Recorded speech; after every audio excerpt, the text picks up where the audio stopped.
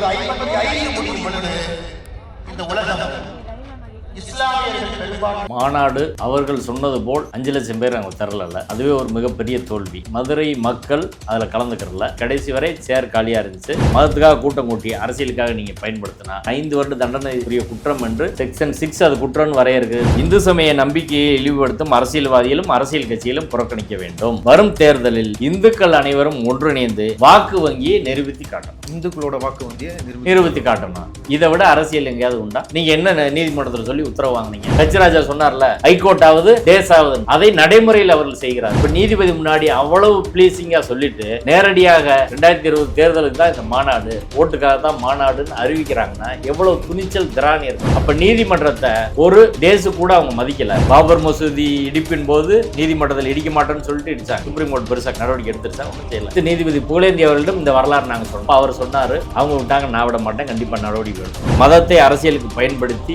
ஓட்டு கேட்டால் நீங்கள் தகுதி நீக்கம் செய்யப்படுகிறது. நயினார் நாகேந்திரனும் பவன் கல்யாணும் தகுதி நீக்கம் செய்யப்பட வேண்டிய நபர்கள். எல்லாரும் இந்துக்கள் நம்மள சொல்றதா இருந்தா கச்சிராஜாவும் நிர்மலா சீதாராமனும் RS தலைவர் மோகன் பகவத்தும் பாண்டிவேலுக்கு வாங்க, எங்களோட ஆடு கோழியை வெட்டி எங்களோட சாப்பிடுங்க, எங்க குலதெய்வ வழிபாட்டுல பங்கு பெறுங்க செய்வாங்களா? இப்ப அவர்கள் ஓட்டுக்காக அரசியல் அதிகாரத்திற்காக மத்தவங்க எல்லாம் இந்துன்னு பேருக்கு சேர்த்துக்கிறான். சரி, எல்லா இந்துக்கள் பூணூலை கலட்டு, நீ மட்டும் பூணூல் போடுற. 50,000 பேர்ல ஒரு 5,000 பேர் வெறியோட தான் இருக்கிறான். அவர்கள் எந்த குற்றத்துக்கும் தயாரானவர். யாரை வெட்ட சொன்னாலும் வெட்டுவான், யாரை ரேப் பண்ண சொன்னாலும் ரேப் பண்ணுவான். திருப்பரங்குன்றம் தொடர்பாக தீர்மானம் போட்டிருக்காங்க. அதுதான் ரொம்ப பேராபத்தான தீர்மானம். கார்த்திகை தீப ஏத்தனம்னு சொல்றாங்கல்ல, தீப ஏற்றன்னு சொல்ற இடம் எதுன்னா சிக்கந்தர் தர்கா இருக்கிற இடம். அதை ஒட்டி இருக்கிற தூண்ல தான் ஏத்தனம்னு சொல்றாங்க. இப்ப அவர்கள் அஜெண்டா தெளிவு. இந்த சிக்கந்தர் தர்காவை இடிப்பது, தமிழ்நாட்டில் ஒரு பாபர் மசூதியை உருவாக்குவது அப்படின்றதான் 2026 தேர்தல். முருகன், திருப்பரங்குன்றம், சிக்கந்தர் மலையை மையப்படுத்தி தான் பிஜேபியோட அஜெண்டா. இதை நான் சொல்றேன், எழுதி வச்சுக்கோங்க. ட்ரைப்ஸ் நேயர்களுக்கு வணக்கம். இன்றைய நிகழ்ச்சியில் நம்மோடு பேச வழக்கறிஞர் வாஞ்சிநாதன் அவர்கள் இணைந்துள்ளார். வாருங்கள், அவரோடு பேசுவோம். தொடர் வணக்கம். வணக்கம். ஓகே, இந்த மதுரையில் முருகர் மாநாடு, முருகர் பக்தர்கள் மாநாடு, இது முருகர் பக்தர்கள் மாநாடு அல்ல, கலவர மாநாடு. இது நடக்கக்கூடாதுன்றதுக்காக நீதிமன்றத்திலையும் மக்களிடையும் நீங்கள் மக்களை திரட்டியும் களத்தில் போராடிட்டு இருந்தீங்க. நேற்று அந்த மாநாடு வந்து நடைபெற்று இருக்குது. முதல் கட்ட பார்வையாக அந்த மாநாடை பற்றி நீங்கள் எப்படி பார்க்குறீங்கன்னு கொஞ்சம் சுருக்கமாக சொல்லுங்கள். மாநாடு அவர்கள் சொன்னது போல் 5 லட்சம் பேர் அங்கே தரல. அதுவே ஒரு மிகப்பெரிய தோல்வி. எவ்வளோ பேர் வந்திருப்பாங்க உங்கள் கணக்கு? அதிகபட்சம் 50,000 70,000 பேர். மதுரை மக்கள் அதில் கலந்துக்கிறல. அது ஒரு மிகப்பெரிய தோல்வி. வந்தவங்களாம் வெளியே வந்த கூட்டங்களில் எல்லாம் பெரும்பாலும் 95% வெளியூர் தான். நீங்கள் அந்த மாநாட்டத்தில் பார்த்தீங்கன்னா பார்ப்போம், எல்லோரும் சோசியல் மீடியாவில் போடுறாங்க, வேன் பஸ்ஸு தான் இருக்கும், ஆனால் பைக்கே அங்கே கிடையாது. லோக்கலில் வந்தவங்க கூட ஆறுபடை வீடை பார்த்துட்டு போகிறாங்க. அப்படி தான் வந்திருக்கிறாங்க. இதுவரை வந்த கூட்டம் எல்லாருமே அதுக்கு முந்தின நாள்லாம் ஆறுபடை வீடை பார்த்துட்டு போனாங்க. அந்த ஆறுபடை வீடை நீங்கள் தமுக்கத்தில் போட்டால் இதை விட 4 மடங்கு கூட்டம் வரும் சிட்டிக்குள்ளே இருந்தால். இதான் இப்போ மாநாடு அவர்கள் சொல்கிறது போல் வெற்றி அல்ல அப்படின்றத யதார்த்தமான உண்மை. கடைசி வரை சேர் காலியாக இருந்துச்சு. 2050 முடியும் பொழுது 55 முடியும் பொழுது இந்த உலகம் இஸ்லாமியர்கள் பெரும்பான்மையாக இருக்கக்கூடிய உலகமாக அவர்கள் கடைசி வரை அறிவிச்சுக்கிட்டே இருந்தாங்க, சேரில் உட்காருங்க, சேரில் உட்காருங்கன்னு. ஆனால் நிறைய பேர் சேர்லேயே உட்காரல. மாநாட்டுக்கு வந்த மக்களிடம் பேசிய ஊடகவியலாளர் பலர்கிட்ட நான் பேசினேன். அவங்களுக்கு அறுபடை வீடு யார் வச்சுருக்கா, எந்த கட்சி நடத்துது, எதுவுமே தெரியல. என்ன பிரச்சனைக்காக இங்கே பண்ணுறாங்க அப்படின்றது தெரில. அறுபடை வீடு இருக்குது, நாங்கள் மதுரையில் பொருட்காட்சி எங்கே வச்சாலும் நாங்கள் பார்ப்போம், அதுபோல் நாங்கள் பார்த்துட்டு போகிறோம் அப்படின்றதான் பெரும்பான்மை மக்களின் கருத்து. இதில் மாநாட்டில் அவர்கள் முருகன் பேர் சொல்லி திருப்பரங்குன்ற மக்களை, மதுரை மக்களை திரட்டுவதற்கு முயற்சி செய்தார்கள். அந்த முயற்சி எங்கள் மத நல்லிணக்க மக்கள் கூட்டமைப்பின் தீவிர முயற்சியால் அதை நாங்கள் முறியடிச்சிருக்கிறோம். அதை நாங்கள் பெருமையோடு சொல்கிறோம். மதுரை மக்கள் அதில் பங்கேற்கல. மதுரையின் 3000 ஆண்டு மத நல்லிணக்க மரபு இங்கே பாதுகாக்கப்பட்டிருக்குது அப்படின்னு தான் நான் பார்க்குறேன். ஊடகங்களில் வந்து மாநாட்டில் 5 லட்சம் நபர்கள் வந்தாங்க, 2 லட்சம் பேர் வந்தாங்கன்னு சொல்லி அளவை வந்து அதிகமாக தானே போடுறாங்க. ஏங்க அங்கே சேரே வந்து ஒரு 70,000 சேர் தான் அங்கே போட்டிருக்கிறாங்க. 70,000 சேருக்கே ஆள் இல்லை, வாங்க உட்காருங்கன்னு சொன்னது அதை விட 5 மடங்கு எப்படி வந்திருக்க முடியும்னு சொல்லு. அந்த அதில் பல மாநாட்டு நாங்கள் பார்த்துருக்கோம். CPM மாநாட்டுக்கு இதை விட கூட்டம் அங்கே வந்துருச்சு. இப்போ திருமாவளவன் 10 நாளைக்கு முன்னாடி திருச்சியில் மாநாடு, இதை விட 10 மடங்கு கூட்டம் வந்துருச்சு. ஆனால் ஊடகங்கள் அதை பெரிதாக விளம்பரப்படுத்தவில்லை. இதில் பார்த்தீங்கன்னா இன்றைக்கி தமிழ்ந்தில் பல லட்சம் பக்தர்கள் திரண்ட முருக பக்தர்கள் மாநாடு எப்படி இதை பாருங்கள், பல லட்சம் பேர்னு போடுறாங்க. பல லட்சம் பேர் தமிழ்ந்து பார்த்தாங்களா? எங்கே பிரச்சனை இருக்குதுன்னா, பல டிவியில் பாலிமர், சங்கி டிவினே பாலிமரை சொல்லலாம். முழுக்க முழுக்க லைவ் ஒளிபரப்புறாங்க. திருமாவளவன் மாநாட்டை நீங்கள் அப்படி ஒரு ஒளிபரப்பில் இதை விட கூட்டம் வந்த மாநாடு. கூட்டத்தை நாங்கள் ஒளிபரப்புறோம் அப்படின்னா மத சார்பின்மைக்காக, மத நல்லிணக்கத்துக்காக, அரசியல் சட்ட கோட்பாட்டை வலியுறுத்தி ஒரு மாநாடு திருச்சியில் சமீபத்தில் நடந்திருக்கு. அதில் தான் இதை விட 10 மடங்கு கூட்டம் வந்திருக்கிறாங்க. அந்த மாநாட்டை நீங்கள் இப்படி முதல் பக்கத்தில் போடலை, லைவ் பண்ணலை. இதுக்கு பண்ணுறீங்க என்ன நோக்கம்? ரொம்ப முக்கியமான நோக்கம்.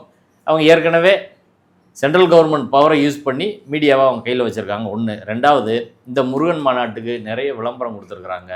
அந்த விளம்பரத்துக்கான தொகை இன்னும் கொடுக்கல. நீ அடுத்த பிறகு எழுதுறையில் மாநாட்டை பற்றி பாசிட்டிவாக எழுதுனா அதான் பணம் கொடுப்போன்னு தான் வச்சுருக்குறாங்க. ஓகே. பத்திரிகை நூலில் வேறு எந்த கட்சியும் இப்படி செய்யாது, ஆனால் அவங்க இப்படி செய்கிறாங்க அப்படின்னு சொல்கிறாங்க. இது வந்து உங்களுக்கு அந்த நிருபர்களே என்கிட்ட சொன்ன விஷயம், நேரடியாக சொன்ன விஷயம். என்ன சார் இப்படி நான் கேட்டேன், நம்ம மதுரில் தான் இருக்கிறோம், இவ்வளோ கூட்டம் இல்லையே, எப்படி இவ்வளோ கூட்டம் வந்துச்சுன்னு சொல்லி தினமலரில் இந்து தமிழ் திசையெல்லாம் இப்படி எழுதுகிறாங்க அப்படின்னு கேட்டால், சார் விளம்பரம் தான் எல்லாத்துக்கும் காரணம். இதில் பாசிட்டிவாக செய்தி போடலைன்னா பணமே வராது. அதனால் அவங்க வந்து பாசிட்டிவாக தான் செய்தி போடுவாங்க, மிகைப்படுத்தி தான் எழுதுவாங்க. ஊடகங்களுக்கு பாஸ் கொடுத்ததோட நிறைய அதில் வேறுபாடு. அவங்க பிஜேபி ஆர்எஸ் விமர்சிக்கிற பல பேருக்கு பாஸே கொடுக்கல. அதெல்லாம் கவனிச்சு உண்மைத்தன்மை வந்து வெளில வந்துடும் அப்படின்றதுனால அப்படி தான் பண்ணாங்க. அங்கே பேசின மக்கள்கிட்ட, போனவங்ககிட்ட பல பேர்கிட்ட பேசினா கூட நாங்கள் என்ன மாநாடு என்னன்னு தெரியாமே கொஞ்சம் பேர் போய் அந்த அறுபடை வீடை பார்த்துட்டு போயிட்டு வந்துட்டே தான் இருந்தாங்க. மாநாடு முடிகிறவர்களும் யாரும் இல்லை, போகிறாங்க, உள்ளே பார்க்குறாங்க, வராங்க. ரோட்டில் 2 பக்கமும் தான். இந்த மாநாடு முருக பக்தர்களுக்கான அந்த அரசியல் மாநாட்டுக்கு யாரும் பங்கேற்கல, அறுபடை வீடுகள் தான் பங்கேற்காங்க. அவங்கள உள்ளே போய் உட்காருங்கன்னு தான் அவங்க சொல்லிட்டு இருந்தாங்க. அப்படி கூட மக்கள் உட்காரலன்றதான் யதார்த்தமான உண்மை. ஒன்று. ரெண்டாவது விஷயம், இந்த மாநாட்டில் பேசப்பட்ட விஷயங்களுக்கு முதல்ல பதில் சொல்லணும். மாநாட்டில் பவன் கல்யாண் பேசுகிறார், இந்த முருகன் மாநாட்டில் மாளிகாவூர் படையெடுப்பை சொல்ல வேண்டிய தேவை அவசியம் என்ன? இப்போ என்ன அதை அடையாளப்படுத்துகிறாரு? முஸ்லீம்களை குறி வச்சு அடையாளப்படுத்துகிறார். முஸ்லீம்கள் நம்ம மீது படையெடுத்தாங்க, கோயில் மீது படையெடுத்தாங்க அப்படின்னு சொல்ல வர்றார். ஒரு விஷயம். ரெண்டாவது விஷயம், முருகனை பற்றி கேள்வி கேட்கும் நீங்கள் வெளிநாட்டிலிருந்து வந்த மதத்தை பற்றி கேள்வி கேட்கலாம், அரேபியால இருந்து வந்த மதத்தை பற்றி கேள்வி வைப்பீங்களா அப்படின்னு அவர் சொல்கிறாரு. இதை விட அப்பட்டமான மதவெறி பேச்சு எங்கேயாவது இருக்க முடியுமா? இல்லை, நீங்கள் முற்போர்க்காளர்கள் இதை கேள்வி மத நம்பிக்கையை பற்றி கேள்வி எழுப்புறது இருந்தால் எல்லாரையும் தான் எழுப்பணும். இந்துத்துவத்தை மட்டும் எழுப்புறதுன்றது இது போலி செக்குலரிசம்ன்ற சேர்த்து அந்த முரசு இருக்கிறாரு. இல்லைங்க, கடவுள் இல்லைன்னு சொன்னால் எல்லா கடவுளும் இல்லைன்னு தான் சொல்கிறாங்க. ஓகே, சரிங்களா? இதுக்கு பல தடவை பதில் சொல்லியாச்சு. ஓகே. இங்கே வந்து எது பேர் அபாயமாக இருக்கிறது? சிறுபான்மை மக்கள் மீதான இந்த சனாதனவாதிகள் இந்துத்துவவாதம் நிகழ்த்தும் தாக்குதல் தான் பேர் அபாயமாக இருக்குது. அந்த இந்துத்துவவாதம் என்பது பெரும்பான்மை இந்துக்களுக்கு எதிரான கருத்து நிலை. அதனால தான் அதை தாக்க வேண்டியிருக்கு. இப்போ நான் பாகிஸ்தானில் இருந்தால் என்ன பண்ணுவேன்? முஸ்லீம் மத அடிப்படைவாதத்தை எதிர்ப்பேன். இங்கே எது அபாயமாக இருக்குதோ அதை தான் செய்ய போகிறோம். இங்கே இஸ்லாமியர் நிறைய இருந்து இஸ்லாமிய மத அடிப்படைவாதம் தான் அதை எதிர்ப்போம். அவ்வளோதான் விஷயம். சரிங்களா?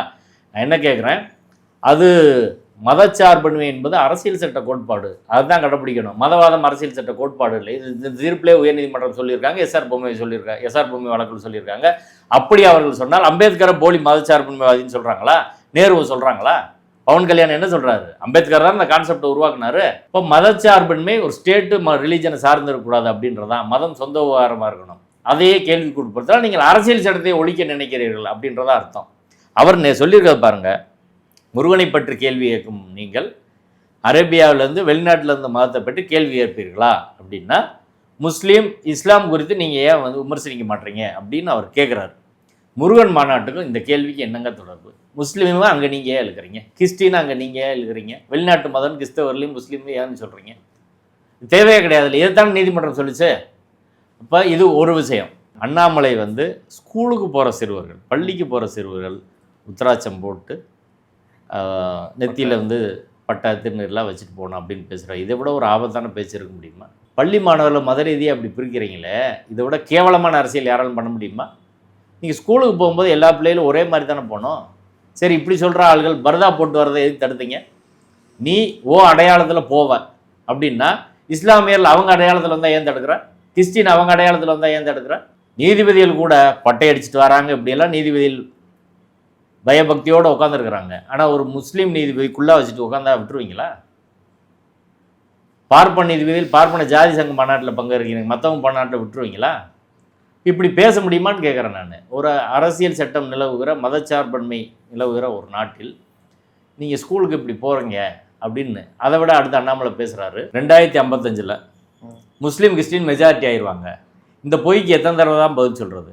அறிவியல் பூர்வமாக இதுக்கு எந்த அடிப்படையும் கிடையாது. அப்போ ஒரு பொய்யை வதந்தியை வைத்து இஸ்லாமியர்கள் கிறிஸ்டியன் நீங்கள் எதிரியாக காட்டுறீங்கன்னு கேட்குறாங்க. அதானே இப்போ ரொம்ப டேஞ்சர். இல்லை, இதை எதுக்கு இந்துக்கள் கிட்ட சொல்லி இவங்க அதிகமாகிக்கிறாங்க, அதனால நீங்கள் வந்து ஒருத்தர் கூட மதம் மாறாமல் பார்த்துக்கணும் அப்படின்னு ஏதோ ஒரு இன்செக்யூரிட்டி வந்து இந்துக்கள் கிட்ட ஏதோ ஒரு அபாயத்தை இருக்கிற மாரி ஒரு கருத்தை ஏன் பரப்பணும்? இதுக்கு வேணுகோபால் கமிஷனே பதில் சொல்லிட்டாங்க. இந்த நாட்டில் உள்ள இந்துக்களுக்கு எந்த அபாயமும் கிடையாது. ஆர்எஸ்எஸ் சங் பரிவார அமைப்புகள் தேவையே கிடையாது. இந்து முன்னணி அமைப்புகள் இங்கே செயல்பட வேண்டிய அவசியம் இல்லை. இந்துக்களுக்கு எந்த பாதிப்பு இல்லை. தமிழ்நாட்டிலே வந்து மிகப்பெரிய இல்லை உலகத்திலே மிகப்பெரிய முருக பக்தர் வந்து முத்துராமலிங்க தேவர் தான். முத்துராமலிங்க தேவரை யாரெல்லாம் போட்டுருக்கீங்களோ அவங்க எல்லாருமே முருகரை போட்டுறணும் அப்படின்னு சொல்லி இவரை கனெக்ட் பண்ணி ஏன் அதை பேசணும்? முருகரை கொண்டு போய் இதுதான் நாங்கள் எங்கள் மனித சங்கிலி நிகழ்ச்சியில் திருமாவளவன் அவர்கள் பேசும். அதாவது நாடார் சமூகத்தை கையில் எடுப்பதற்காக பொன் ராதாகிருஷ்ணன், தமிழிசை இவங்கெல்லாம் ஃபஸ்ட்டு ப்ரொஜெக்ட் பண்ணாங்க. அடுத்து கவுண்டர் சமூகத்தை கையில் எடுப்பதற்காக அண்ணாமலை போன்றவங்களாம் ப்ரொஜெக்ட் பண்ணாங்க. கொங்கு மண்டலத்தில் இருக்கக்கூடிய அருந்ததியர் சமூகத்தை கையில் எடுப்பது முருகனை ப்ரொஜெக்ட் பண்ணாங்க. இன்றைக்கி இந்த பகுதியில் இருக்கிற முக்குலத்தூர் சமூகத்தில் கையில் எடுப்பதற்காக நயினா நாயந்தனை கொண்டு வராங்க. ஏற்கனவே தேவேந்திர உல வேளாளர் சமுதாயத்தை கையில் எடுப்பதற்காக கிருஷ்ணசாமி, ஜான் பாண்டியன் பயன்படுத்தினாங்க. கருவேப்பிலை மாதிரி இப்போ தூக்கி போட்டாங்க. இந்த மாநாட்டு மேடையில் அவங்களுக்கு இடமே கிடையாது அப்படின்றதான். இப்போ ஏற்கனவே தென்பகுதியில் இவங்க தேவேந்திர உல வேளாளர் சமுதாயத்தை நிறைய பேரை கையில் எடுத்து வச்சுருக்கிறாங்க. இப்போ அவங்க பதில் சொல்லணும். கிருஷ்ணசாமி பதில் சொல்லணும், ஜான் பாண்டியன் பதில் சொல்லணும். இந்த கிரௌடு அங்கே போய் சேர்த்த பெருமை கணவான் கிருஷ்ணசாமிக்கும் ஜான் பாண்டியனுக்கும் மிகப்பெரிய அதில் பங்கு உண்டு. சரிங்களா? இப்போ முத்துராமலிங்க தேவர் பேரை நீங்கள் சொல்கிறீங்க, இமானுவேல் பேரன் சேர ஏன்னு சொல்ல மாட்டீங்க? அப்போ இது யாருக்கான கட்சியாக நீங்கள் மாற்றுறீங்க? சாதி ஆதிக்கத்தை மீண்டும் உறுதி செய்வதற்கான ஒரு கட்சியாக பிஜேபி வருதா இல்லையா? முருகபக்தர் மாநாட்டில் அதை பேச வேண்டிய அவசியம் என்ன? மரவர் பேரவை நிர்வாகியில் போய் ராமசீனிவாசன் சந்திக்கிறாரு, அகமுடையர் சங்க பேரவை நிர்வாகியில் போய் சந்திக்கிறாரு. என்ன அர்த்தம் அது? அப்போ அடிப்படையில் பிரச்சனை வந்து ஒவ்வொரு ஜாதிக்கும் தனியாக அணி சேர்க்கை செய்து அவங்கள ஓட்டுகள்லாம் மொத்தமாக கையில் எடுக்கிறது என்பதற்கான நுட்பமான வேலையை அவர்கள் செய்கிறார்கள். எடுத்த பிறகு இவங்க எல்லாம் தூக்கி போடுவாங்க.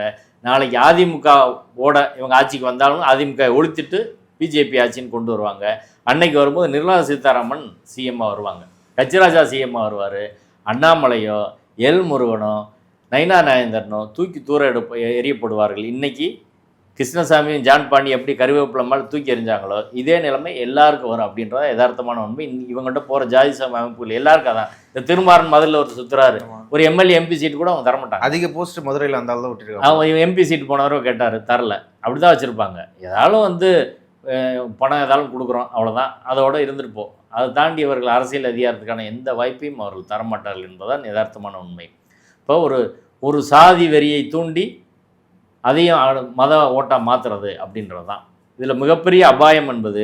ஏற்கனவே சாதி பெருமிதத்தை பரவ விட்டுருக்காங்க. ராஜராஜ சோழன் எங்கால், ஆண்ட பரம்பரை எங்கால். இப்போ அதை அப்படியே மத பெருமிதம் மாற்றுவதற்கான முயற்சியை செய்கிறார்கள். இவர்கள் எவ்வளவு டேஞ்சரான கூட்டன்றதை பவன் கல்யாணம் எழுதி கொடுத்து அதை பேச வைக்கிறாங்க. ஓகே தோழர், இப்போது முக்கியமான விஷயம் உங்ககிட்ட கேட்க வேண்டியதாக பார்க்குறது, நீதிமன்றம் ஏற்கனவே அரசியல் பேசக்கூடாதுன்ற போல் பல நிபந்தனைகளை இந்த மாநாடுக்கு வந்து விதிச்சிருந்தது. அந்த நிபந்தனைகள்லாம் எந்த அளவுக்கு இவங்க மீறி இருக்கிறாங்க? இது கண்டெம்ட் ஆஃப் கோர்ட் போகுமா போகாதா? இது என்ன மாதிரியான விளைவை வந்து கோர்ட்டில் நம்ம கொண்டு போக முடியும்? 100% நிபந்தனைகளை மீறி இருக்கிறாங்க. அதான் நீதிமன்றத்தில் விசாரணை வருகிற போதே நாங்கள் இதே கருத்தை வச்சோம். இவர்கள் நாங்கள் ஏன் எதுக்குறோன்னா மதத்தை அரசியலில் கலக்கிறார்கள். இது மத மாநாடு அல்ல, அரசியல் மாநாடு, மதவெறி மாநாடு அப்படின்னு எப்படி சொல்கிறீங்க நீதிபதி கேட்டார். அதுக்குரிய ஆதாரங்கள் அவங்க பேசின எல் முருகன், காடேஸ்வர சுப்பிரமணியம் பேசினதை நாங்கள் கொடுத்தோம். அதையெல்லாம் பார்த்த பிறகு நீதிபதி திரு புகழேந்தி அவர்கள் 13/6/2025 நாங்கள் சொன்ன விஷயத்தெல்லாம் குறிப்பிட்டு மிக தெளிவாக பேரா 25 A separate act is available to prevent the misuse of religious institutions for political and other parties அப்படின்னு சொல்லியிருக்காரு. தனியான ஒரு சட்டம், அந்த சட்டம் பேர் என்ன? Religious institution prevention of misuse act 1988. இந்த ஆக்டின் படி section 6 of the act prohibits any ceremony, festival, congregation, procession or assembly organized or held under its auspices to be used for any political activity. மத நடவடிக்கைக்காக ஒரு கூடுகை எது நடத்தினாலும் அதை அரசியல் நடவடிக்கையாக மதத்துக்காக கூட்டம் கூட்டி அரசியலுக்காக நீங்கள் பயன்படுத்தினா அது குற்றம் என்று 5 வருட தண்டனைக்குரிய குற்றம் என்று செக்ஷன் 6 அது குற்றம்னு வரையறுக்கு. தண்டனை செக்ஷன் 7ல் வந்து 5 இயர்ஸ் தண்டனை கொடுக்குறாங்க. நீதிபதி திரு புகழேந்தி அவர்கள், the petitioner organization which claims to promote the religious values can also be included within such a definition.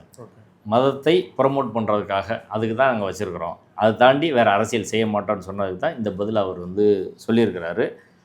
அதில் வந்து the organizers claim that they are arranging for a gathering for the devotees of Lord Murugan and it's only a devotional conference. இது மதத்துக்காக மட்டும்தான் இருக்குது. ஆனால் நம்ம சொல்கிறாரு. அதுக்கப்புறம் நம்ம என்னென்ன எதிர்ப்பு பதிவு பண்ணோம் இதை எல்லாம் சொல்லி இறுதியாக the apprehension of state as well as the impleading petitioners is that this event may disturb the communal harmony. திருப்பரங்குன்றத்தில் ஏற்கனவே 5-2 இவங்க என்ன பண்ணாங்கன்னு நாங்கள் எடுத்து கொடுத்தோம், அதை சொல்லியிருக்கிறாரு. இது ரிலீஜியஸ் கான்ஃபரன்ஸ்னு இவங்க சொல்கிறாங்க. அதனால் இந்த ஆர்கனைசர்ஸ் வந்து must strictly comply with observation of honourable supreme court as stated supra and to ensure that communal harmony is maintain. 2 விஷயம் சொல்லியிருக்கார் நீதிபதி. ஒன்று, மத நல்லிணக்கத்தை பேணணும். 2வது விஷயம், அரசியலை கலக்கக்கூடாது. சரிங்களா? இது வந்து அந்த ஆக்டே சொல்லி இந்த இந்து முன்னணி அமைப்புக்கும் இது பொருந்தும். அது நேரடியாக அந்த சட்டம் தடுக்குது. எதை தடுக்குது? பொலிட்டிக்கல் ஆக்டிவிட்டியை தடுக்குது அப்படின்னு வந்து நீதிபதி அவர்கள் சொல்லிட்டார். இப்போ அந்த தீர்மானத்தை எடுத்துக்கோங்க, இந்த மாநாட்டோட தீர்மானம். இந்த மாநாட்டோட தீர்மானத்தில் எல்லாத்துலேயும் மிக முக்கியமான ஒரு தீர்மானம் அவர்கள் நிறைவேற்றிருக்கிறாங்க. அந்த தீர்மானத்தில் இந்து சமய நம்பிக்கையை இழிவுபடுத்தும் அரசியல்வாதிகளும் அரசியல் கட்சிகளும் புறக்கணிக்க வேண்டும். வரும் தேர்தலில் இந்துக்கள் அனைவரும் ஒன்றிணைந்து வாக்கு வங்கியை நிரூபித்து காட்டணும். இந்துக்களோட வாக்கு வங்கியை நிரூபித்து காட்டணும். இதை விட அரசியல் எங்கேயாவது உண்டா? இப்போ தேர்தலுக்கும் வாக்கு வங்கிக்கும் முருகனுக்கு என்ன சம்பந்தம்? நீங்கள் என்ன நீதிமன்றத்தில் சொல்லி உத்தரவு வாங்கினீங்க? கந்த சஷ்டி கவசம் பாட போகிறோம், ரிலீஜியஸ் லீடர்ஸ் தான் பங்கு பெறுவாங்க. எதுக்கு பொலிட்டிக்கல் லீடர்ஸ் கூப்பிட்டீங்க? பவன் கல்யாண் யார்? நயினா நாயந்தரன் யார்? எதுக்கு அவங்களாம் வந்து பேசுகிறாங்க? முதல்ல அவங்கெல்லாம் பேசுனதே தப்பு. மதம் பேச போகிறாங்கன்றது நீதிமன்றத்துக்கு தெரியுங்களா முன்னாடி? இல்லை அப்படிலாம் அவங்க லிஸ்ட்டே கொடுக்கல. கடைசி வரையும் யார் பேச போகிறாங்கன்ற லிஸ்ட்டை கடைசி வரையும் போலீஸும் கொடுக்கல, கோர்ட்டும் கொடுக்கல. கொடுக்காம தான் இருந்தாங்க. அது போலீஸ் திரும்ப கேட்டாங்க, அது கொடுக்கல. இப்போ இது ஒன்று. 2வது, மோடியை பாராட்டி தீர்மானம் போடுறாங்க. பகல்காம் பிரச்சனைக்கும் இங்கே முருகன் மாநாட்டுக்கு என்னங்க சம்பந்தம்? மோடி உண்மையிலே 26 பேர் அங்கே சுட்டுக் கொல்லப்பட்டாங்க பகல்காமில். அதில் பாதுகாப்பு குறைபாடுக்காக மோடி அவர்கள் கண்டிக்கப்பட வேண்டியவர். அதை இங்கே கொண்டு வந்து பேச வேண்டிய அவசியம் என்ன? உங்கள் மாநாடு எத்தனையோ நடக்குதுல்ல, அங்கே பேசுங்க. பிஜேபி மாநாட்டில் பேசிக்கிட்டு தான் இருக்கீங்க. தேசிய கொடி வச்சு ஊர்வலம் போய் மோடியை புகழுங்க, அதெல்லாம் சொல்கிறோமா? ஆனால் இங்கே வந்து அதை பேச வேண்டிய அவசியம் என்ன? அடுத்து மிக முக்கியமாக திருப்பரங்குன்றம் தொடர்பாக தீர்மானம் போட்டிருக்காங்க பாருங்கள். அதுதான் ரொம்ப பேராபத்தான தீர்மானமாக நம்ம பார்க்குறோம். கார்த்திகை தீப ஏற்றணும்னு சொல்கிறாங்கல்ல, தீப ஏற்றணும்னு சொல்கிற இடம் எதுன்னா சிக்கந்தர் தர்கா இருக்கிற இடம். அதை ஒட்டி இருக்கிற தூணில் தான் ஏற்றணும்னு சொல்கிறாங்க. இப்போ இவர்கள் ஒரு நீண்ட திட்டமாக பாபர் மசூதியை போல் அங்கே உள்ள சிக்கந்தர் தர்காவை மாற்றுவதற்கான தெளிவான திட்டத்தோடு இவங்க இறங்கியிருக்காங்கன்னு நாங்கள் 6 மாதமாக சொல்லிட்டு இருக்கோம். அந்த நோக்கத்தில் தான் அந்த மலை வந்து முருகனுக்கே சொந்தன்றதை சேர்த்து அப்போ ஆரம்பத்துலேருந்து ஒரு பொய்யை சொல்கிறாங்க. பிரிவு கவுன்சிலே சொல்லிட்டாங்க அப்படின்னு. மொத்த மலையும் முருகனுக்கு சொந்தம். நீதிமன்ற தீர்ப்பு அப்படி கிடையாது. சரிங்களா? இந்துக்களுக்கு சொந்தம்லாம் கிடையாது. இந்து முஸ்லீம் பிரச்சனையே அங்கே வராது. கோயில் நிர்வாகம், கவர்மெண்ட்டு இவங்க தான், தர்கா நிர்வாகம் தான். அதை மதத்தை கொண்டு வந்து நுழைக்கிறதே அடிப்படையில் தப்பு. 1. 2வது, இன்றைக்கி இந்த தீர்மானத்தை இந்த மாநாட்டில் போட வேண்டிய அவசியம் தேவை என்ன? கார்த்திகை தீபம் ஏற்றுவோம் அப்படின்னு சொல்கிறது யாரோட நீண்டகால போராட்டம், யாரோட வேலை திட்டம்? சங் பரிவார அமைப்புகள் தொடர்ச்சியாக அங்கே போராட்டம் பண்ணிகிட்டு இருக்காங்க. உங்கள் போராட்டத்தில் எல்லா இன்றைக்கி முருகர் பக்தர்களையும் கூட்டு வந்து அதுக்கு எதுக்காக சொல்கிறீங்க? அப்போ அவர்கள் அஜெண்டா தெளிவு இல்லை, சிக்கந்தர் தர்காவை இடிப்பது, தமிழ்நாட்டில் ஒரு பாபர் மசூதியை உருவாக்குவது அப்படின்றதான். இப்போ இதை விட வெளிப்படையாக என்ன பேசணும்னு கேட்குறேன். இது எல்லாம் நேரடியாக மத வெறுப்பை, மத துவேஷத்தை, வன்முறையை விதைக்கிற பேச்சுக்கள். இது நேரடியாக கிரிமினல் குற்றம். இதுதான் நீதிமன்றம் சொல்லிச்சு. சோசியல் ஹார்மோனியை பாதிக்கக்கூடாது, அதுக்கு நேர எதிராக பேசியிருக்கிறாங்க. அரசியல் பண்ணக்கூடாது, அதுக்கு நேர எதிராக பண்ணியிருக்காங்க. அப்போ காவல்துறை இம்மிடியட்டாக வழக்கு பதிவு செய்யணும். இடையில பேசும்போதே காவல்துறை போய் நிப்பாட்டிருக்கணும். நீங்கள் இதை பேசக்கூடாதுன்னு மேடையிலே போய் சொல்லியிருக்கணும், தடுத்துருக்கணும். ஒன்றுமே தடுக்கலை. இப்போயாவது வழக்கு போடுவாங்கன்னு இதுவரை இல்லை. அடுத்து நீதிமன்றத்தில் அரசும் நீதிமன்ற அவமதிப்பு பதியணும், நீதிமன்றமே சுயமோட்டாக எடுக்கணும். ஏன்னா நீதிபதி அவர்கள் சொன்னார், திருப்பரங்குன்றம் பிரச்சனையில் எடுக்காமல் நான் எடுக்கலை, ஆனால் நான் எடுக்க மாட்டேன்னு நினைக்காதீங்க, நான் கண்டிப்பாக எடுப்பேன்னு சொன்னார். இவரெல்லாம் செய்ய வேண்டும். அப்படி செய்யலைன்னா நாங்கள் நீதிமன்றத்துக்கு நேரடியாக போகிறோம். இவங்கெல்லாம் செய்வாங்களான்னு நாங்கள் பார்ப்போம். அந்த கடமையை அவர்கள் செய்ய வேண்டும். அரசாங்கமே அது செய்யணும். செய்யலைன்னா அரசாங்கம் யார் பக்கம் மக்கள் அப்புறம் முடிவு பண்ணுவாங்க. தொடர்ச்சியாக பல தவறுகளை காவல்துறை, உளவுத்துறை, இந்து சமய அறநிலையத்துறை, அரசாங்க அதிகாரிகள் செய்துக்கிட்டே இருக்கிறாங்க. இது மிகப்பெரிய பேராபத்தாக தான் நம்ம பார்க்குறோம். நீதிமன்றமே தானே முன்வந்து இவர்களை எடுக்கணும். இல்லைன்னா அடுத்து திருப்பரங்குன்றம் அதை மையப்படுத்தி, கார்த்திகை தீபத்தை மையப்படுத்தி ஒரு கலவரத்தை அவர்கள் துவங்குவார்கள். எச்சரிக்கையாக தமிழ்நாடு இருக்கணும். ஓகே, இந்த மாநாடு முழுக்க எல்லாரும் பேசுனதில் ஒரு சாரமாக சொல்கிற ஒரு லைன்னா, இந்து வாழ்வியல் முறைக்கு வந்து ஒரு அச்சுறுத்தல் இருக்குது, ஒரு ஆபத்து இருக்குது. முன்னோர்கள் வந்து அதை கட்டி காத்துட்டு வந்தாங்க. நம்ம இன்னைக்கு அதை அப்படி செய்ய மாட்டோம். அதை கட்டாயம் செஞ்சே ஆகணும். முருகர் நம்மளுக்கு எவ்வளோ நல்லது செஞ்சுருக்கிறாரு. ஆனால் முருகருக்கு இன்றைக்கி ஒரு பிரச்சனை. நம்ம வந்து பொறுமையாக இருக்கிறோம், நம்மளுக்கு கோவம் வர மாட்டுது, நம்ம நெஞ்சு பதைக்க வேணாமா, ரத்தம் கொதிக்க வேணாமா, இப்படின்னு அவங்கள தூண்டுறதா இருக்கட்டும். அதேமாரி முருகர், அதேமாரி எல்லாம் இங்கே நிறைய அநீதி நடக்குது. ஒரு அரசாங்கம் வந்து நம்ம கடவுளை வழிபடுறதுல, நம்ம வாழ்வியலை பின்பற்றதுல, மறுபடியும் அந்த இந்து வாழ்வியலை பின்பற்றதுலேயே அரசியல் தடையாக இருக்குது. முருகர் எல்லா நேரத்துலையும் நேராக வரமாட்டார். நம்மளே அந்த அவரோட உணர்வை புரிஞ்சுக்கிட்டு சூரசம்காரம் செய்யணும். அரசை குறிப்பிட்டு சொல்கிறாங்க, நீ வந்து திருப்பரங்குன்றத்தில் கை வச்சுன்னா இங்கே முருகருக்கு பல படம் இருக்குது, சூரசம்காரம் செய்கிறதுன்னு ஒன்று இருக்குது. 6 படைக்கும் போய் 6 படத்துலேயும் எங்கெல்லாம் கை வச்சு எல்லா இடத்துலையும் போய் சூரசம்காரம் செஞ்சுட்டு உட்காரன்னு அண்ணாமலையே சொல்கிறாரு. இதெல்லாம் என்ன மீன் பண்ணுது? அதை தாண்டி புல்டோசர் ஆதரித்து பேசுகிறாங்க, புல்டோசர் அரசியல் ஆதரிக்கிறாங்க, பகல்காம் பேசுகிறாங்க. இப்படி அங்கே பேசப்பட்ட எல்லா பேச்சுக்களும் நேரடியாக மத வெறுப்பை, வன்முறையை விதைப்பதற்கான ஒரு அடித்தளத்தை அவர்கள் உருவாக்குறாங்க. ஏதோ ஒன்று தயார்படுத்துறது மக்களை 100%. அதான் சொல்கிறேன். எதுக்கு தயார்படுத்துகிறாங்க அப்படின்னா, மற்ற இடத்துலலாம் அவங்களுக்கு அடியால் போல மசூதி இடிப்பதற்கெல்லாம் கிடைச்சாங்க, இங்கே அப்படி கிடைக்கல. இப்போ அதற்கான ஒரு படையை அவர்கள் திரட்டுகிறார்கள். திரட்டி சிக்கந்தர் தர்காவை இடிக்கிறது அப்படின்றதான். இன்றைக்கி முருகனை சொன்னால் தமிழ்நாடு மக்கள் வந்து போக தான் செய்வாங்க. இப்போ அறுபடை வீடுன்னு வச்சா மக்கள் போகத்தான் செஞ்சாங்க, ஆயிரக்கணக்கில் அங்கே போகத்தான் செஞ்சாங்க. அப்போ இதே போல் நம்ம கிளப்புறது அப்படின்ற வேலை, இது வந்து ஒரு துலக்கமான பிரச்சனையாக அவர்களுக்கு ஒரு ஆய்வு பண்ணி ஒரு பிரச்சனையை எடுத்துக்கிறாங்க. 2 வருஷத்துக்கு முன்னாடி இருந்தே திருப்பரங்குன்றத்தில் டீம் போட்டு வேலை செய்கிறாங்க. இந்த மதுரை ஆதீனம்லாம் அதை கிளப்பி விட்ட ஒரு ஆள், அந்த ஆளில் எதுக்கு வரலன்னு தெரில. ஏன்னா அடுத்து கலவரத்துக்கு போச்சுன்னா நம்மளாம் நேரடி பொறுப்பு இல்லை அப்படின்னு ஒதுவும் கூட செய்யலாம். இன்னும் சில பேர் அப்படி வரவிடாமல் கூட இந்த மாநாட்டில் தடுத்துருக்கலாம். அவர்களெல்லாம் கலவரத்துக்கு பயன்படுத்துகிற உத்தியாக கூட அவங்க வச்சுருக்கிறாங்களா. அப்போ இப்போது உறுதியாக மதுரையை மையப்படுத்தி ஒரு மிகப்பெரிய கலவர திட்டம் உருவாக்கப்பட்டு இருக்கிறது. அதற்கான விதை இந்த மாநாட்டிலே போடப்பட்டு இருக்குது அப்படின்னு தான் பார்க்குறேன். இப்போ இது ஒரு மிகப்பெரிய பேரபாயங்க. எனக்கு வருத்தம் என்னென்னா, தமிழ்நாட்டில் உள்ள பெரிய கட்சிகள்லாம் இதை சீரியஸாக பார்க்கலங்க, சீரியஸாக பார்க்கவே இல்லை. உளவுத்துறை தவறான தகவலாக முதல்வர் கொடுக்குறாங்க, இதில் கூட்டம் வராது, பூஜைக்கெல்லாம் ஆள் வரல அப்படின்னு. நாங்கள் பெர்மிஷன் கேட்டால் இதெல்லாம் ஒன்றும் இல்லை சார், ஒன்றும் இல்லாத நீங்கள் இது பண்ணுறீங்க அப்படின்னு சொல்கிறாங்க. சரி, இப்போ அவங்க எல்லாம் என்ன நினைக்கிறாங்கன்னா, பெரிய கட்சிகள், அரசாங்கம், உளவுத்துறை எல்லாமே இந்த முருக பக்தர்கள் மாநாட்டை விமர்சித்தால், திருப்பரங்குன்றம் பிரச்சனையில் பிஜேபி ஆர்எஸ்எஸ்ஸை விமர்சித்தால் அது அரசியல் ரீதியாக நம்மளுக்கு பின்னடைவாக இருக்கும், முருக பக்தர்கள் ஓட்டு போயிடும் அப்படின்னு நினைக்கிறாங்க. நான் கேட்குறேன், சரி அவங்கள நீங்கள் நடத்த விட்றீங்க, எதுவுமே எல்லாரும் வாய முடிக்கிறோம்.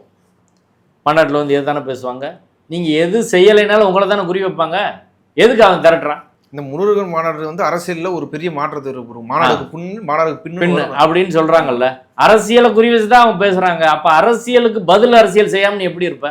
இது அரசியலுங்க, நேரடி அரசியல். அவன் வந்து மதத்தை கலந்து அவன் கிளவராக பண்ணுறான். அதை நீங்கள் பதிலுக்கு நீங்கள் எதிர்க்காமல், பதில் அரசியல் செய்யாமல் நான் மௌனமாக இருந்தால் பூனை கண்ணை மூடிட்டா உலகம் இருந்துருமா? இதைத்தான் காங்கிரஸ் செஞ்சு கண்ணு முன்னாடி இதைத்தான் காங்கிரஸ் பண்ணுச்சு. அதே போல் அங்கே வந்து காங்கிரஸ் இருந்த இடம் தெரியாமல் போயிடுச்சு. இப்போ தமிழ்நாட்டிலையும் அந்த நிலை வரணுமா வரக்கூடாதா? பெரிய கட்சியெல்லாம் சிந்திக்க. நான் சொல்கிறேங்க, 6 மாதமாக நாங்கள் உருண்டு பரல்றோம். கூட்டமைப்புலேருந்து மத நல்லிணக்க மக்கள் கூட்டமைப்பு தான் இந்த பிரச்சனையில் தமிழ்நாட்டிலே செஞ்ச அமைப்பு. இவ்வளவு கட்சி அமைப்புகள், இயக்கங்கள், பெரிய பெரிய கட்சிகள் இருக்காங்க. இங்கே உள்ள அமைப்புகள், இஸ்லாமிய அமைப்புகள்லாம் சேர்த்துக்கிட்டு அந்த பிரதிநிதிகளை வச்சு தான் நாங்கள் பண்ணுறோம். 6 மாதமாக நாங்கள் சரியாக சாப்பிடல, தூங்கலை, நிதி கிடையாது, கூட்டம் நடத்த இடம் கிடையாது. யாராவது ஒருத்தர் சப்போர்ட் பண்ணாங்களா சொல்லுங்கள்? எதுவும் கிடையாது. நாங்களாம் உருண்டு பண்ணிட்டு இருக்கோம். எந்த பிரதான கட்சிகளும் எந்த உதவியும் செய்யலை. இங்கே அதே போல் இஸ்லாமியில் எத்தனையோ பணக்காரர்கள் இருக்கிறாங்க, கிறிஸ்தவரில் எத்தனையோ பணக்காரர்கள் இருக்கிறாங்க. அவங்கள தான் குறி வச்சு அடிக்கிறாங்க. அவங்க நம்ம சொல்லலை. எல்லாருக்குமான பாதிப்பு. எல்லாரும் ஒன்றா சேர்ந்து நிற்கணும்ல. யாராவது ஒரு சின்ன உதவி பண்ணியிருப்பாங்களா? ஒரு ஃபோன் பண்ணியாவது கேட்டுருப்பாங்களா? இது என்ன இங்கே இத்தனை பள்ளிவாசல் இருங்க, மனித செங்கல் நடத்துகிற எத்தனை நிர்வாகிகள் வந்தாங்க? ஐக்கிய ஜமாத் எந்த ஐக்கிய ஜமாத்? ஒரு ஐக்கிய ஜமாத் வராங்க, இன்னொருத்தவங்க வர இல்ல மாட்டாங்க. இப்ப நீங்க இந்த சொல்ற அபாயத்தை வந்து புரிஞ்சுக்கிறன்றத நான் தெரியுதான்னு கேக்குறேன் முதல்ல. உங்களுக்கு இப்படி ஒரு பிரச்சனை, இது இப்படிப்பட்ட விளைவு ஏற்படும் தெரியுதா முதல்ல? அதுதான் சொல்றேங்க. நான் இது ஒரு கூட்டமைப்பை சேர்ந்தவங்க 6 மாசமா இவங்க திருப்பரங்குன்ற பிரச்சனையில இருந்து ஒவ்வொன்றா சொல்லிக்கிட்டே வரனாங்க. இந்த அபாயத்தை பெரிய கட்சியில் உணரல. உளவுத்துறை தவறான தகவலை திட்டமிட்டு முதல்வரிடம் கொடுக்கறது. நீங்க இதே ஜூன் 22ஆம் தேதி சென்னையிலையும் திருச்சியிலையும் கீழடிக்கு நீங்க ஆர்ப்பாட்டம் நடத்துங்க, செய்தி எப்படி போகும்? பத்திரிகையை பாருங்க, எல்லா பத்திரிகையும் அவங்களுக்கு அடியால் மாதிரி வேலை செஞ்சுட்டு இருக்கு. தமிழ்ந்து பத்திரிகை முழுக்க முழுக்க வந்து சங்கி பத்திரிகை தான். இங்கிலீஷ் இந்த ரிப்போர்ட்டிங் பாருங்க, தமிழ் இந்த ரிப்போர்ட்டிங் பாருங்க. இங்கிலீஷ் வந்து ஜென்யூனாக ரிப்போர்ட் பண்ணுவாங்க, தமிழ் இந்தில் வந்து முழுக்க முழுக்க சங்கி பத்திரிகை மாதிரி ரிப்போர்ட் பண்ணுவாங்க. நீங்கள் அவங்களுக்கு தானே விளம்பரம் கொடுக்குறீங்க. தினமலர் எவ்வளவு திமுக வீழ்த்துறதுக்கு வெறி கொண்டு வேலை செய்கிறான், தினமலருக்கு தானே விளம்பரம் கொடுக்குறீங்க. இங்கே நாங்கள் எழுத்தாளர்கள் கலைஞரை கூட்டு வந்து கஷ்டப்பட்டு ஒரு நிகழ்ச்சி நடத்துகிறாங்க. சன் டிவி ரிப்போர்ட்டர்ஸ் வரல, கலைஞர் டிவி ரிப்போர்ட்டர் வரல, அதை கூட அவங்க ரிப்போர்ட் பண்ணல. சன் டிவியில் எல்லாம் டிபேட் நடத்துகிறீங்களே, இந்த பிரச்சனையில் சீரியஸாக கண்டெஸ்ட் பண்ணுற நாங்கள் தானே, எங்களை கூப்பிடல, யாரோ பேருக்கு ஆளை கூப்பிட்றீங்க. அப்போ என்ன, மோடி அரசாங்கம் பண்ணுற இன்ஃப்ளூயன்ஸ் எல்லா இடத்துல இருக்குது. இப்போ சுங்கச்சாவடியில் கட்டணமே கிடையாது, மற்றவனை விட்டுருவானா? அப்படி தான் நிகழ்ச்சி நடக்குது. இப்போ எல்லா ஒட்டுமொத்த அரசு நிர்வாகம் முழுக்க முழுக்க இங்கே பிரச்சனையாக இருக்குது. இந்த பிரச்சனையை துவங்கிய மதுரை வீரர் அந்த இன்ஸ்பெக்டர் இன்னைக்கு வரையும் திருப்பரங்குன்றத்தில் 6 மாதத்துக்கு மேலே இருக்காங்க. அவர் தான் ஆடுகோழி வெட்டக்கூடாதுன்னு தடுத்தாள், அவர் இன்னைக்கு வரையும் மாற்றலை. இப்போ மதத்தை அரசியலில் கலக்காதீங்க அப்படின்னு அன்னைக்கே சொன்னோம். திரும்ப திரும்ப ஐடியாலஜிலேருந்து இவங்க விலகி போகிறது தான் எல்லா பிரச்சனைக்குமான காரணம். அப்போ பெரிய கட்சிகள் எல்லாம் இவர்களை எதிர்கொள்வதற்கான தெரியான திட்டம் இல்லாமல் இருக்கிறாங்க. எங்களிடம் திட்டம் இருக்கிறது, கள செயல்பாடு இருக்கிறது, ஆனால் ஆட்கள் ஆதரவோ இடமோ நிதியோ இல்லாமல் நாங்களாம் உருண்டுகிட்டு இருக்கோம். இதான் யதார்த்தமான. இல்லை ஒரு அது மட்டும் பத்தாது, எல்லாருமே அதுக்குள்ளே வரணும்ல அந்த போராட்டம். அதுக்கு தான் இப்போ நான் சொல்கிறேன். நான் சீரியஸாக எதனால் சொல்கிறேன்னா, நாளைக்கு இங்கே திருப்பரங்குன்றம் மலையை மையப்படுத்தி ஒரு மிகப்பெரிய கலவரத்தை தூண்டுவதற்கு முயற்சி பண்ணால் இங்கே உள்ள ஏகே அகமது கடையை நொறுக்குவான், ராயல் கோர்ட்டு நொறுக்குவான், இன்னும் அடுத்தடுத்து பல்வேறு நெருக்கடியை பண்ணுவான், எல்லா சிக்கலையும் உண்டாக்குவார்கள். மதுரையை ஒரு கலவர நகராக மாற்றுவதற்கான அத்தனை யுத்திகளும் அவர்கள் தொடங்கி இருக்கிறார்கள். இவ்வளோ பேர் கூட்டம் வந்து ஊருக்குள்ளே ஊர்வலம் போய் ஒரு பிரச்சனை பண்ணால் எப்படி இருக்கும் பாருங்கள். சரிங்களா?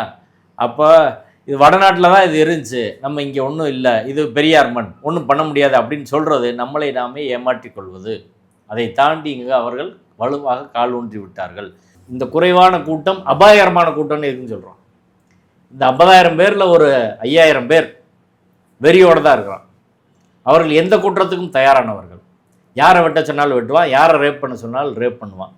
இப்படியான ஒரு மதவெறி கூட்டத்தை வைத்தான் வடநாட்டில் அவங்க அரசியல் பண்ணாங்க. இன்றைக்கி அத்தனை ரவுடிகளும் பாஜக கட்சியில் சேர்த்து வச்சுருக்கான். இதெல்லாம் எதுக்கு சேர்க்குறான்? நாளைக்கு திருப்பரங்குன்றத்தை மையப்படுத்தி தமிழ்நாட்டின் தேர்தல் களத்தை மாற்றுவது. 2026 தேர்தல் முருகன், திருப்பரங்குன்றம், சிக்கந்தர் மலையை மையப்படுத்தி தான் பிஜேபியோட அஜெண்டா. இதை நான் சொல்கிறேன், எழுதி வச்சுக்கோங்க. எந்த கட்சியும் இதை பேசாமல் நீங்கள் அரசியல் பண்ண முடியுமா?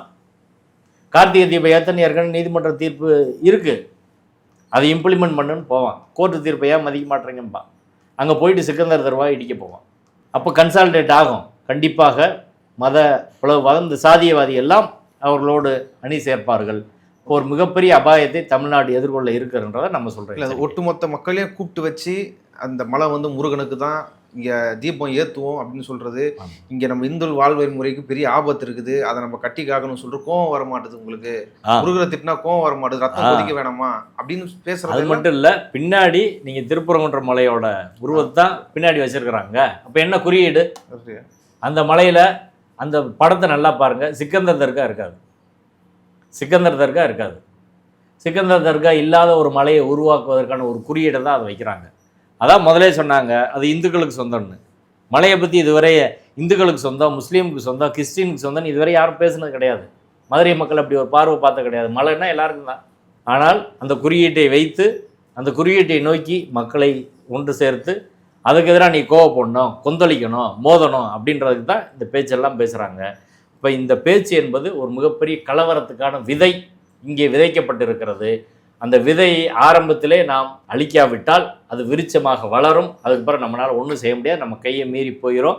இன்றைக்கி அலட்சியமாக இருக்கிற அத்தனை அரசியல் கட்சிகளும் அரசு நிர்வாகமும் நீதிமன்றமும் அதுக்கு நேரடியாக பொறுப்பேற்க வேண்டியது. இத்தனை பேர் எப்படிங்க அங்கே மேடையில் போய் நாங்கள் மதவாதிகள்னு சொல்லி அந்த அடிகள் இந்த அடிகள் இத்தனை பேர் போய் உட்கார்றாங்களே, இது தடுக்கணுமா இல்லையா? எப்படி உட்கார்றாங்க? இந்த ஏடிஎம்காரனுக்கு அறிவே வேணாமா? அண்ணாவையும் பெரியாரையும் இழிவு செய்து அங்கே மாநாட்டில் போஸ்டர் இந்து முன்னணி படம் போடுறான், அழிவு சக்தின்னு சொல்றான் அண்ணாவை. அந்த கட்சியை உருவாக்கிய அண்ணா அவர்களை, அதிமுகவின் தலைவர் அண்ணா அவர்களை, நிறுவனர் அண்ணா அவர்களை அழிவு சக்தியின் மேடையில் பேசுறான். அவரோட தலைவர் பெரியார பேசுறாங்க. இது ஒளிபரப்பும் போது அவங்க உட்கார்ந்துருக்காங்க. இந்த ஆரி உதயகுமார் கொஞ்ச நாள் அறிவு வேணாமா, செல்லூர் ராஜுக்கு அறிவு வேணாமா, ராஜேந்திர பாலாஜிக்கு அறிவு வேணாமா, என்னையா ஓம் அடிமடியில் அவன் கை வைக்கிறான். இதை கூட பேசாம நீ தமிழ்நாட்டில் இந்த ஏடிஎம்கே வச்சு என்ன செய்யற சொல்லுங்க. மோடி எங்க டேடின்னு சொன்னவங்க தான் அவங்ககிட்ட அந்த எதிர்பார்க்குறேன். அப்போ அவர்களை நம்பி எதுவுமே பண்ண முடியாதுன்ற நிலைமை தான் இருக்குது. ஆனால் அவங்களோட கட்சி பலம் வந்து இந்த சித்தாந்தத்தை கொண்டு போகிறதுக்கு பயன்படுது. அந்த மாநாட்டில் நேரடி மாநாட்டில் ஏகப்பட்ட பேர் இவங்களே கூட்டு போயிருக்காங்க. இந்த டிடிவியும் ஓபிஎஸ் மாதிரி அழிவு சக்தி எதுவுமே கிடையாது. முக்குளத்தோர் சமூகத்தில் நிறைய பேர் அங்கே கூட்டு போகிறதுக்கு அவங்க முக்கியமான காரணம். சரிங்களா? எடப்பாடினாலும் ஓரளவு பரவாயில்லை அப்படின்றதா நிலைமையாக இருக்குது. இவன் பூரா இந்த பக்கம் ஆளை தட்டி கொண்டு போய் கொடுத்து அதிமுகன்ற கட்சி சித்தாந்த ரீதியில் இல்லைன்னு நம்மளுக்கு தெரியும். அது இப்படி தான் போய்கிட்டு இருக்கு. இங்கே அந்த நயினாநாதன் எதுக்கு வைக்கிறாங்க? அதிமுகவுக்கு முக்குளத்தோர் வாக்கு இருக்குது, அதை அப்படியே மடைமாற்றம் பண்ணுறதுக்கான வேலையை தான் செய்கிறாங்க. போன தடவை தேர்தலில் இங்கே ராமசீனிவாசன் எம்பி தேர்தல் நின்னார். அப்போது நிறைய பேர் முக்குளத்தோர் அவருக்கு தான் ஓட்டு போட்டாங்க. ஓபிஎஸ்க்கு இவங்க சப்போர்ட் பண்ணணும்னு சொல்லி ஓட்டு போட்டாங்க. இதுதான் யதார்த்தமான நிலை. அப்போ இந்த ஓட்டையெல்லாம் அவங்க கன்சாலிடேட் பண்ணுறதுக்கு முழுக்க இதை பயன்படுத்திக்கிறாங்க. 2026 தேர்தலுக்கு முன்பாக இந்த பிரச்சனை தமிழக அரசியலின் மைய பிரச்சனையாக மாற்றப்படும். இது பெரிய கட்சிகள் உணரல. நாங்கள் மட்டும் இங்கே பண்ணுறோம். சென்னையில் எல்லா அமைப்பு கட்சிகள் இருக்கிறாங்கள, அங்கே பண்ணலாம், கோயம்புத்தூரில் பண்ணலாம், திருச்சியில் பண்ணலாம்.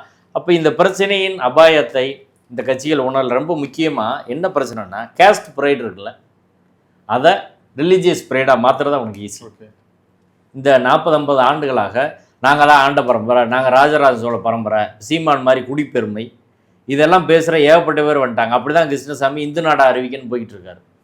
அவங்க ஜாதி பெருமையில் தான் அங்கே போய் விழுகிறாங்க. இப்போ இந்த சாதி பெருமையை தடுப்பதற்கோ ஒழிப்பதற்கோ அந்த நிரப்புவதற்கோ மோசமான ஒரு பண்பாட்டின் தன்மையை வீழ்த்துவதற்கு திராவிட கட்சிகள் 2 பேரும் ஃபெயில்டு ஆகிட்டாங்கன்றதான் முக்கியமான விஷயம். அந்த ஃபெயிலியர்லேருந்து தான் இப்போ அடுத்த கட்டத்துக்கு அது நகருகிறது. இது ரொம்ப டேஞ்சரஸ். தமிழ்நாட்டை ஆபத்தின் விளிம்பில் கொண்டு வந்து நிறுத்தி இருக்கிறது. இந்த அபாயத்தை எல்லாரும் புரிஞ்சுக்கிறணும். இனியாவது விழித்து கொண்டு எல்லோரும் ஒருங்கிணைந்து இந்த சங் பரிவார் கூட தடுக்கணும். சித்தாந்தம் நீர்த்து போனால் எல்லாமே போயிடும்.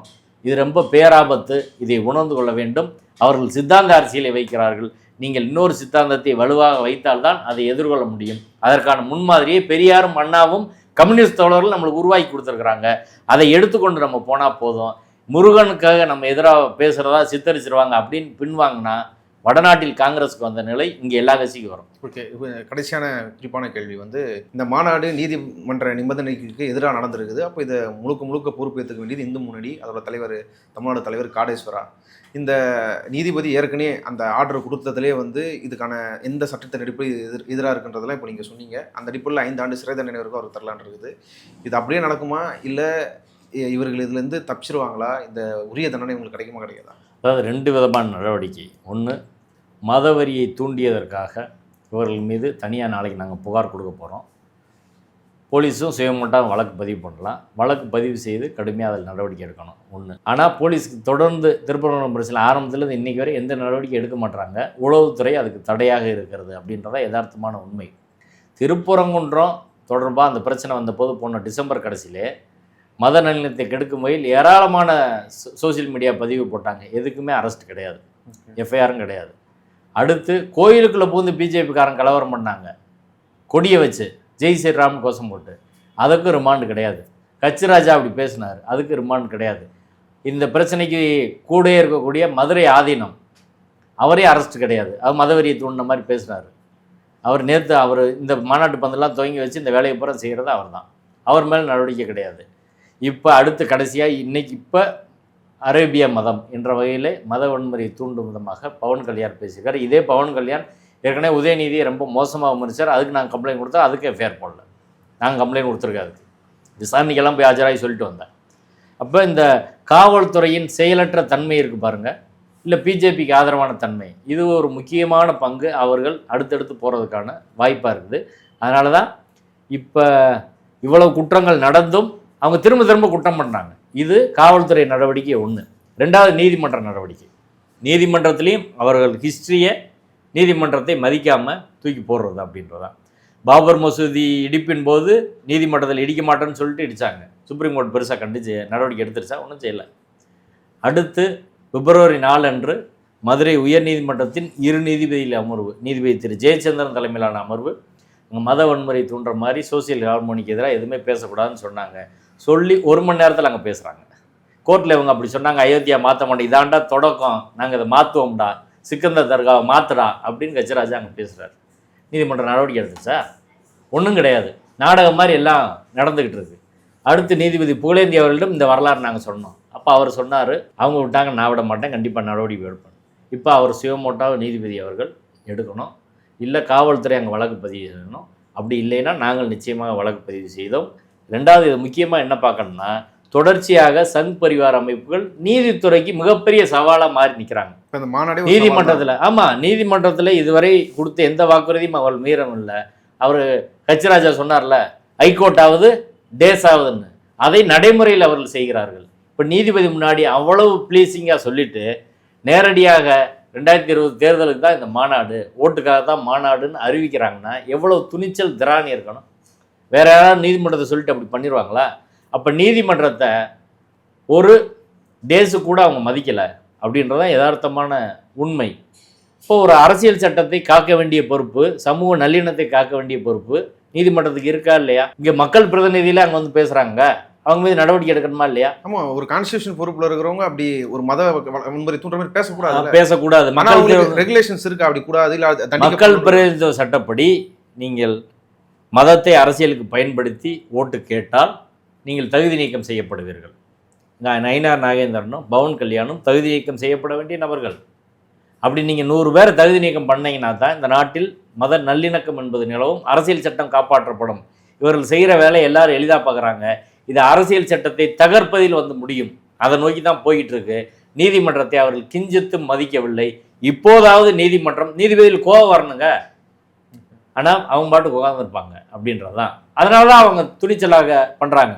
இப்போ அடுத்த நடவடிக்கை போக முடியாது. நீதிமன்றம் அவமதிப்பு எடுத்து அதில் ஒரு பக்கம் தண்டனை, காவல்துறை எஃப்ஐஆர் போட்டு அதில் கைது பண்ணி கன்விக்ஷன் வாங்குறது 3 மாதத்தில் ட்ரையல் நடத்தி முடிக்க முடியும். சரிங்களா? எஃப்ஐஆர் போட்டு 1 வாரத்தில் சார்ஜ் ஷீட் போட்டு 3-4 மாதத்தில் ட்ரையல் நடத்தி கன்விக்ட் பண்ண முடியும்.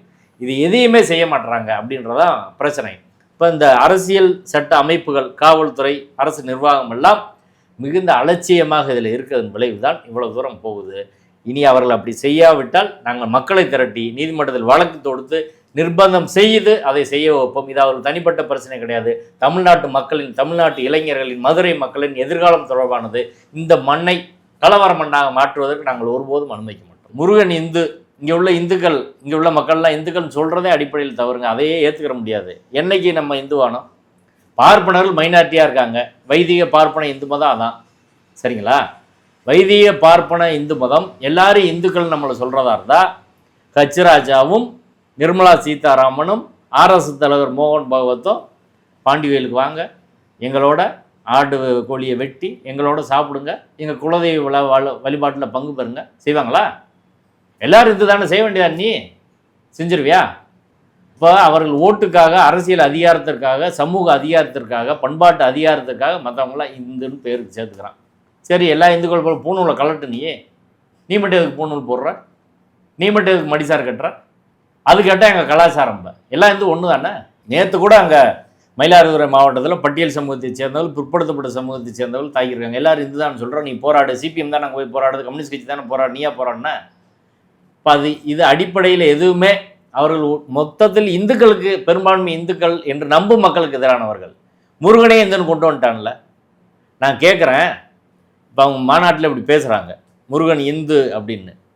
முருகன் இந்துன்றதுக்கு என்ன ஆதாரம் இருக்குது? எந்த இலக்கியத்தில், புராணத்தில் சொல்லியிருக்குன்னு சொல்லுங்கள். இந்து மதம் எப்போ வந்துச்சு? முருகன் எப்போ வந்தார்? முருகன் இந்துக்களின் கடவுள் அப்படின்னா வட இந்தியாவில் மெஜாரிட்டி இந்து தானே இருக்காங்க? சொல்லுங்கள், மெஜாரிட்டி இந்து தான் இருக்காங்க. ஏதாவது ஒரு இடத்துல முருகனுக்கு அங்கே கோயில் இருக்கா? முருகன் இந்து கடவுள்னா நீங்கள் ஊபியில் கோயில் இருக்கணும், குஜராத்தில் கோயில் இருக்கணும், மத்திய பிரதேசத்தில் கோயில் இருக்கணும்ல. எப்படி முருகன் இந்து கடவுளாக இருப்பார்? இப்போ முருகன் இந்து கடவுள் கிடையாது. இங்கே உள்ள வேடர் குலத்தின் தலைவன், குறிஞ்சி நில தலைவன், தமிழர்களின் கடவுள். ரெண்டாவது விஷயம், நீங்கள் சொல்கிறீங்க முருகன் இந்து கடவுள் இன்றைக்கி எடுத்துகிட்டு வரீங்க. ஆனால் என்ன உங்கள் அரசியல் முழக்கம் என்ன? ராமராஜ்யம் அமைப்போம்.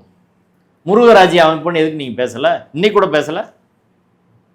முருகராஜ்யம் உங்களால் அமைக்க முடியாது. ஏன்னா முருகன் சாதி ஒழிப்பு சாதி மறுப்பு போராளி. முருகன் கல்யாணம் பண்ணது யாரை? வள்ளியை. வள்ளி பார்ப்பனியத்தால் ஒதுக்கப்பட்ட குறவர் சமூக பெண். குறவர் சமூக பெண்ணை மாற்று சமூகத்தை சேர்ந்தவர்கள் மணமுடிப்பதை நீங்கள் ஏற்றுக்குருவீங்களா? அதுதான் தெய்வானை கொண்டு வந்தீங்க. சரி, முருகன் எந்த பார்ப்பனர் பேர் வச்சிருக்க? முருகன் பேரை சுப்பிரமணியன் ஏன் மாத்தின? இந்த கேள்விக்கு எங்காவது விடை உண்டா? நயினா நாயந்திரன் சொல்றாரு, நாங்கள் தமிழில் அர்ச்சனைக்காக தீர்மானம் நிறைவேற்றுவோன்னு. எங்கே தீர்மானம் நிறைவேற்றணும்? எங்கே நிறைவேற்றுனீங்க? இப்போ நயினா நாயந்திரன் சொல் அங்கே அம்பலம் ஏறாது. நயினா நாயந்திரன் பவர் கிடையாது. நயினா நாயந்திரன் மேடையில் பின்னாடி RSS தான் எல்லா விஷயம் தீர்மானிக்கும் அப்படின்றதான். இங்கே நம்ம பேர் வைக்கிறோங்க, ராம கிருஷ்ணன் கணபதியெல்லாம் பேர் வைக்கிறோம். வடநாட்டில் முருகன் யாராலும் பேர் வச்சுருக்காங்களா? இப்போ நீ எப்படி முருகன் இந்துக்களின் கடவுள் அப்படின்னு சொல்லுவேன்? முருகன் இந்துக்களின் கடவுள் அப்படின்றதே நம்ம நிராகரிக்கிறோம். முருகனை பார்ப்பனிய மயமாக இருக்க நீங்கள் இந்து மயமாக நீங்கள் மாற்றிருக்கீங்க. முருகனுக்கு எப்படா பூணூல் வந்துச்சு? குறிஞ்சி நிலை தலைவனாக இருந்தால் பூணூல் எப்படி போடுவார்? எல்லா இடத்துலையும் பூணூல் எப்படி போட்டிருக்க? சமஸ்கிருதத்தில் எப்படி பேர் வந்துச்சு? இதுக்கெல்லாம் பதில் சொல்லணும். இன்னைக்கு வரை என்னைக்காவது ஒரு பார்ப்பனர் முருகன் பேரை வச்சது கிடையாது. எந்த பார்ப்பனர் வீட்டு பெண்ணாவது முருகனுக்கு பாத யாத்திரை வர்றாங்களா?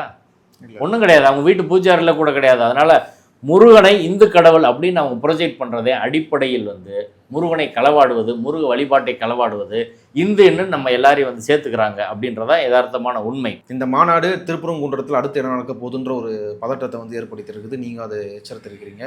நீதிமன்றம் இதை கட்டுக்குள்ளே கொண்டு வருமா?